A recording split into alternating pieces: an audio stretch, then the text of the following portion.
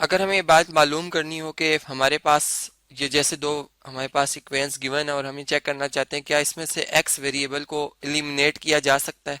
यानी कि हम इन दोनों सेंटेंसेस को मिला के एक ऐसा सेंटेंस बनाएं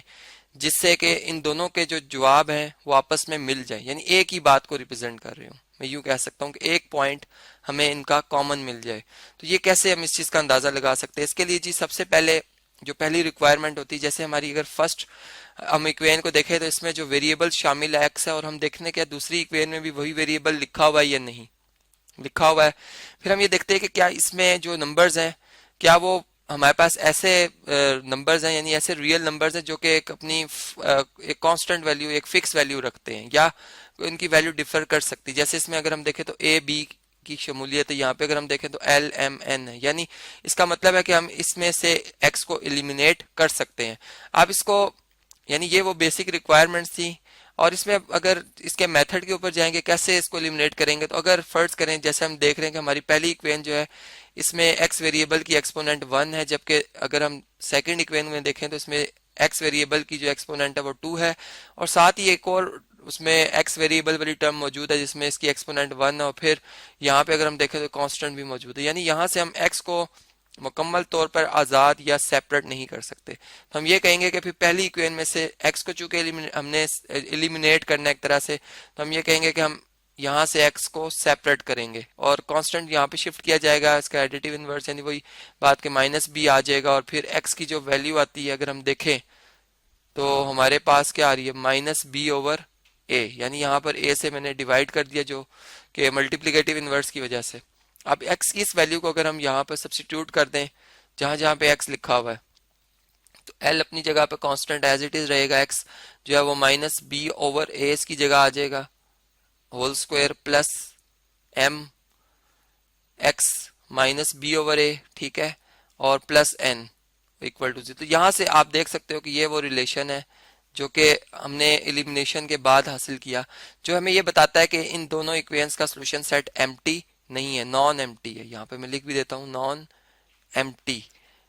और फिर इसी तरह से इस रिलेशन को जो कि हमने यहाँ पर एक इक्वेशन की शक्ल में लिखा है, इससे हम कहते हैं कि ये हमारे पास एलिमिनेंट है, ठीक है। तो इसी तरह अब कुछ इंफॉर्मेशन हम इस हवाले से भी देखेंगे कि हमारे पास क्या बनती है। जैसे अगर हम इसे देखें तो ये हमारे पास पहली रिक्वायरमेंट हमने देखनी है कि भी इसमें एक्स वेरिएबल मौजूद है या नहीं है। जी मौजूद है, हमने देखा दोनों इक्वेशंस में। फिर हमने देखा कि इनमें जो कांस्टेंट्स हैं क्या वो फिक्स्ड वैल्यू वाले कांस्टेंट्स हैं या जिस तरह से यहाँ पर जी आर और टी की शक्ल में, तो अगर इस तरह से मौजूद है फिर हम कह सकते हैं कि एलिमिनेशन पॉसिबल है। तो यहाँ पर इसको हम टिक कर देंगे, और अगर एलिमिनेट करना भी पड़े तो हम यहाँ पर दो मेथड अप्लाई कर सकते हैं, यानी इस पर हम कंपेरिजन भी कर सकते हैं, मुवाजना, कि हम दोनों इक्वेशन में से जो एक्स वेरिएबल हमने सेपरेट करना है उसे हम अलग करें और दोनों को ट्रांजिटिव प्रॉपर्टी की बेस पर बराबर कर दें। और एक हमारे पास जो तरीका है वो ये है कि हम यहाँ पर सब्ट्रैक्शन कर लें या यहाँ पर हम सब्स्टिट्यूशन कर लें, ठीक है। सब्ट्रैक्शन इसलिए पॉसिबल नहीं होगी कि यहाँ पर हम z की एक्चुअल वैल्यू और p की एक्चुअल वैल्यू नहीं जानते, तो सब्ट्रैक्शन नहीं हो सकती, लेकिन सब्स्टिट्यूशन जो है वो यहाँ पर की जा सकती। जैसे कि मैंने इससे पहले आपको एग्जांपल 1 में समझाया, यहाँ पे हमने जो मेथड अप्लाई किया बेसिकली इसे सब्स्टिट्यूशन मेथड ही कहा जाता है, ठीक है। यहाँ मैं रेफर कर देता हूँ कि हमने यहाँ पर सब्स्टिट्यूशन मेथड अप्लाई किया था। इसी तरह अगर हम इस इक्वेशन की बात करते तो इसमें देखिए एक्स वेरिएबल दोनों इक्वेशन में मौजूद है। चले हम इधर से x को अगर सेपरेट करते हैं तो हमारे पास यहाँ से x की क्या वैल्यू आती है। यहाँ से आप देखें ये 3x इक्वल टू बनेगा जी 7 माइनस 4, जो कि किसके इक्वल होगा, अगेन 3 के इक्वल हो जाएगा, और x की वैल्यू यहाँ से आती है 1, यानी इस इक्वेशन का अगर हम सोल्यूशन देखें तो 1 बनता है। और यहाँ से अगर हम देखें तो इस इक्वेशन से अगर x की वैल्यू को अलग किया जाए तो ये 5x इक्वल टू बनेगी जी 6 माइनस 8 के, यानी 5x जो है वो इक्वल टू आ रहा है जी -2 के। और यहाँ से अगर हम देखें तो x वेरिएबल की वैल्यू जो बनती है वो -2/5 बनती है, यानी मैंने 5 से क्या किया जी दोनों तरफ डिवाइड किया है।